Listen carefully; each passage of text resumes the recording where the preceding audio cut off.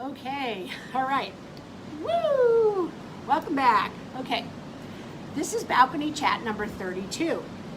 And I just have to say, as if 2020 hasn't been crazy enough, we actually have right now a tropical storm heading towards South Florida. It's November. So I asked Siri, when was the last time was a tropical storm that could become a hurricane heading for South Florida? 1935. Seriously? Okay, so let's get to this forgiveness material.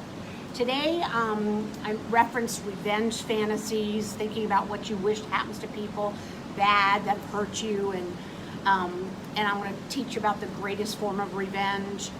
When I teach this material, this fourth excuse is that people feel that people should have to pay for what they've done to us. They should pay for their offense, and we just feel like you got to at least make them squirm a little bit. So before we get to that topic, I just want to remind you that forgiveness is always a gift. You receive forgiveness by faith and you give it by faith. And today I'm going to ask you to do something that's going to take a big bag of faith when I'm asking you how to forgive the offender. And I'm going to show you a method that God taught me, and it was one of the best things I've ever learned, and has kept me capable of being a great forgiver. Anyways, what's interesting, I was thinking, oh, someone wrote me this. This is pretty cool. Who was listening last week and about the grudges. Have you been weeding your grudge garden, or have you been adding new new offenses to your grudge journal? She said the neatest thing, as I was listening, I was thinking about how having a grudge book makes each subsequent offense feel even worse. Well, why would another offense feel worse than the first offense? Because you're stunned that it's another one, and it starts stacking, piggybacking. So a molehill, not even half foot high, becomes Pikes Peak, 10,000 feet high. So that's why we want to let it go. Don't start stacking, because you're going to suffocate by your own stacking and your own entries in your grudge journal. But today, when you have this urge to make people pay for what they did to you, like I said, you want to make them squirm. I always say that wives make their husbands pay through giving them the silent treatment, which always shocks a man when a woman's silent. And ironically, they'll say, is something wrong? You're like, no, trust me, they know something's wrong. Look in the mirror, you see your face, you can tell something's wrong. Well, anyways, I had a particular thing happen to me that provoked enough anger in me, almost scary. This is years ago, this is in the 80s, and I was like discipling a young Christian. We would meet regularly. We'd pray for the salvation of members of our family who don't know Jesus. We prayed for her family. She prayed for my family. Great relationship growing, learning the word. And one day she called me and she was crying, and I'm like, oh, what's going on? She says, you're not going to believe it. My mom was at a party this weekend in Miami, and she ran into somebody and she said something terrible against you and slandered you. And my mother thought, oh, my daughter's spending a lot of time with her. I better warn her. So something I was a fake, that I was not real, I was a hypocrite, all this stuff against me. So she's crying, telling me this, and I'm listening going, you are kidding me. Now, just between you and I, let's get this clarified. Deep in my heart, I've never really cared what people think. If I worried about what people thought, I probably would never be as candid and real and as transparent as I am. But I do care about my testimony, Jesus on display, anything that would cloud the picture of the incarnate one who filled me with his spirit and wants to help make a difference in this world. So when this person's slandering me to someone who doesn't even know Jesus, who I've been praying for, praying that I could be a witness. I'd met her a couple times. I'd baked for a funeral that we all went to. She thought it was so nice, so I was trying to build a relationship to win her to Christ, and instead, this person is slandering me. So this mother calls her daughter when she gets home and tells her all these terrible things. You shouldn't hang around that God lady. They call me the God lady. Really? Well, when I found out who it was, I happened to know him very well, I said to my friend, okay, I gotta go. She goes, where are you going? I'm getting off this phone, I'm getting my car keys, I'm driving to her place of work, and I'm gonna ask her to come out in the parking lot, and I'm gonna knock her jaw right through her brain. I was so angry. Now my friend's like, you're gonna go what? Now I've never hit anybody, I don't even know where I got that expression, jaw through the brain, I don't know. But I was ready to hurt her. So I said, I'll call you back later. My little sweet friend that I'm mentoring thought, okay. She definitely wasn't gonna say Godspeed because, wow. So I get off the phone, I'm looking for my keys, but I can't find my keys. but I see my Bible on the counter. I'm like, no. And I literally hear Romans 12. I'm like, oh, I don't want to read Romans 12 right now. I've got to go knock this person out for slandering my witness for Christ. Well, I'm the kind of kid that argues with God but always obeys. So I'm arguing, and I go over and I flip open my Bible really quick, and I actually turn right to Romans 12. And I look down at this verse. Changed me forever. I wish I'd written the date down because it totally changed my life. Do not take revenge, my friends. Why does he have to call us friends when they're telling us to do something that is hard? It says, but leave room for God's wrath. Well, the minute I read that phrase, room for God's wrath, and I literally saw it. I see things visually sometimes just because I'm a dreamer, imaginative. I saw this room and it had a glass, insert, the door's cut out, and I look inside, and the person that had slandered me is in there, taped up, ready to fight, and I'm like, let me in there, boom! And it's like, I literally felt like the Lord said to me, Jackie, you can either go in there and try to knock her out, or you can let me take care of her. Leave room for my wrath for what she said against you. And I'm like, go get her, Jesus. I can just see Jesus walking and go, knock her right out, just with the breath of his mouth. Well, as I'm saying, go get her, Jesus, I looked at the rest of the verse. For it is written, it is mine to avenge. And I love that. Go get her, Jesus. I will repay, says the Lord. But then there's the following verses that all of us know. On the contrary, like rather than expedite revenge and knock this person out, if your enemy is hungry, feed them. Really? Poison? If he is thirsty, give him something to drink. Arsenic in that water? Okay. In doing this, you will heap burning coals on his or her head. What's interesting about that expression, it has been said that coals would help people start their fires. But I read this other comment that says, no, coals is the burning conviction a person gets when they've done something wrong to you and you do something good back to them. It's like, ow, that hurt. So Amelia got kind of excited.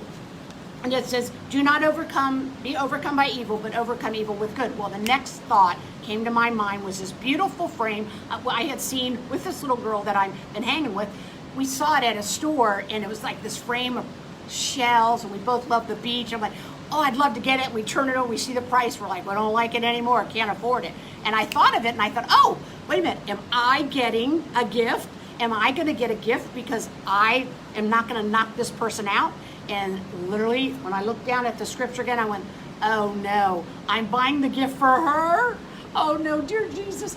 And right away I found my keys. So I'm in my car driving to buy the frame for her, and the Lord nudged me to gift wrap it. And I'm like, I'd rather put it in a brown bag and hit her with it.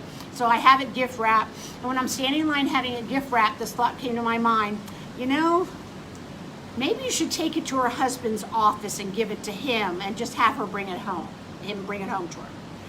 Probably safer at this moment. So I drive to his office. When I came in, he goes, you are the sweetest person. You didn't have to do it. I go, oh, yes, I did. He said, you're just the sweetest. I said, oh, thanks. So I leave. So I'm driving home going, I cannot believe I bought that frame for her, but God used it, overcome evil with good. Well, when I got home, my phone was ringing, and I answered it. It was my little friend that I've been pouring the love of Jesus into. And she said, did you go and knock her out? I said, no. I said, that frame we saw? She said, yeah, what's that got to do with it? I said, I went and bought it for her, had it gift wrapped, took it to her husband to take home as a surprise for her from me. And this young mother goes, wait a minute, you bought a gift for someone who slandered you to my mother, who we've been praying that will come to Christ. I go, and I read her the passage, and as I read her the whole passage, as I was reading, the Lord showed me something. The reason the world doesn't believe what we say half the time because we do not live what we quote. But when you live what you quote, it's formidable power in it. Ironically, a couple weeks later, her mom ended up at another party. What's up with the parties? And these two started in on me again. And she said, I told my daughter she shouldn't hang with that woman. And as her little animated moment, a woman walked over like, you guys are so animated. I watched you across the room talking away. And they were like, who are you talking about? And they're like, oh, you don't know. We're not from here. You wouldn't know her. And she said, well, try me. I know people all over South Florida. And when they said my name, the person's like, isn't she wonderful? And she starts going on and on about the blessing I've been to so many people and the impact on her life. And both of them are standing with their jaws dropped like, well, my friend's mom comes home and calls her. Said, oh, I should never have said what I said about that God woman. I've heard all these wonderful things about her at this party. And she's going on. And she said, you didn't tell her what I said, did you? And she said, Mom, I not only told her, but she went and bought a gift for the one that slandered her. Her mother's like, what? And my friend got to read this scriptures to her mother. And what God showed her and I that day is people can't resist the word when someone lives it. Well, pondering what I had done that day, I was afraid to tell my husband, well, not afraid, but I thought, if I buy a gift for everyone that offends me, I will shock my husband into bankruptcy, because, to be honest, people at their best are messy. People offend people they don't intend to. Half the time they're just breathing. Just breathing is enough to offend people sometimes. Well, I said, oh, Lord, I'll be bankrupt if I buy a gift for everybody that offends me. And one day I'm reading, and I came across a passage that I've referenced before from the book of Job. Job 42 passage is 42, 7 through 10. And it's that conversation between God and Job in which he's saying he's really angry with how his friends spoke.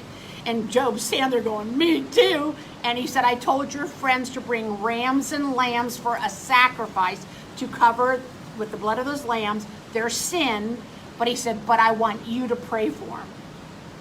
And when you pray for them, then I'll accept their sacrifice. Now, isn't that powerful? He accepted their sacrifice when Job prayed a blessing on them, which means to bless someone is to ask God to treat them not as they deserve, but to bless them. Well, what's interesting, right after Job prayed for his offensive friends, it says God turned his captivity, and his latter years were better than his former. And it lists all God's blessing. Trust me, when you pray blessings on those who offend you, then it comes back to you. And some of us are in captivity, not because our life has been so hard.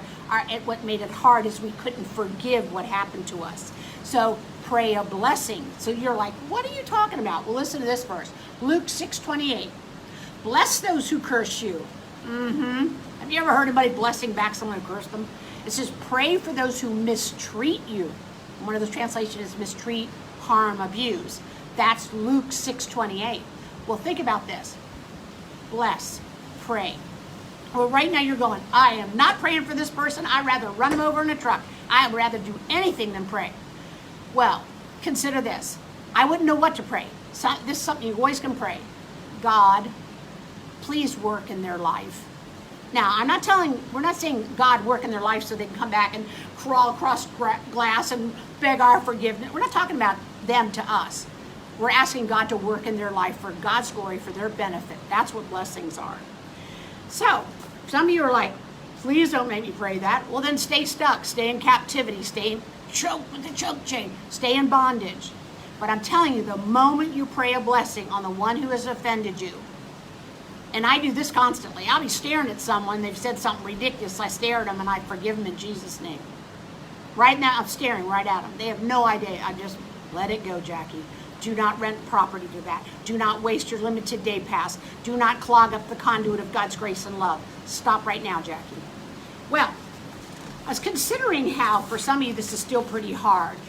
Well, remember the other day when I was talking about Peter said, how many times do you forgive a brother who offends you? Well, most of the time your offenses come through people who you know. So you can pray some very specific blessings because you know what they know. I've actually prayed blessings of children on people. I've prayed blessings on people's business. Somebody told me one time, boy, Jack, I hope I offend you, so you'll pray a blessing on my husband's business. But I mean, pray a blessing on a child that that is struggling. You know, God always, one time I was sitting on my stairs at my house. I'm like, oh, Lord, I can't think of anything to pray for this person. I'd rather smack them than pray a blessing. And I'm sitting there and the Lord brought something to my mind. This person really needs. I can't give it to her. Only God can. And I said, oh, Lord, please bless her. And I said what she needed. And in the moment when I said bless her with what she needs, in that moment, the burden was lifted off my heart. I could stand up, not trip down the stairs, walk down the stairs and go make dinner for my family with peace. It's so amazing how many of us are walking around with so much pain, so much disappointment towards people, so much anger towards people because of how they've let us down, how they betrayed us, they slandered us. Well, you know when it says pray for them? When I read that to you in Luke, I was thinking about, have you ever been in a prayer meeting when people were giving prayer requests and someone stood up and said, please pray that God will bless a friend of mine who slandered me? You never hear that. You'll hear gossip about someone who slandered you, but you ever hear anybody, please pray blessings on this one who hurt me, broke my heart, betrayed? Do you ever hear pray God's blessings on that? Even though it says bless them, pray for them. I think it would just unnerve everybody if you said, please pray for so-and-so. They've been slandering me on a regular basis and I don't want it to harm my testimony. That'd be a classic. Okay, so I know some of that's pretty extreme, but I would like to end with this thought. I read this story this morning. I read it twice to make sure I read it right. It's in my book, but I had forgotten it. You know, I write things years ago and I read my own book and I'm like, wow, that was good. Ernest Hemingway's mother was so angry with him because he said, I don't want to go to college. And so she threw him out. Now watch how long you can hang on to stuff. Watch how revenge can grow. So she throws him out of her home and she's sulking because he didn't go to college and he's bright as a tack, but he didn't want to go to college. Sulking, sulking, sulking. Sucking on a lollipop of resentment. What does she do for his 21st birthday? She sends him a package. And in that package was the gun with which Hemingway's father had killed himself. And she said, I thought you might want this. Now later on, Hemingway does take his life. And two of his siblings did too. But what a bitter woman when a child did not do what she wanted and she hung on to that forever and did something so evil. Please let it go. Start praying blessing. Ask God to bless that person. You say, oh, I can't think of anything good. God bless them. Every time you think them, God bless them. Work in their life. Because when God works in our life, that's the greatest blessing. Okay, so next week we'll look at another excuse and just ask God to give you the strength to be an aggressive forgiver rather than an aggressive sulker. Okay, see you next week.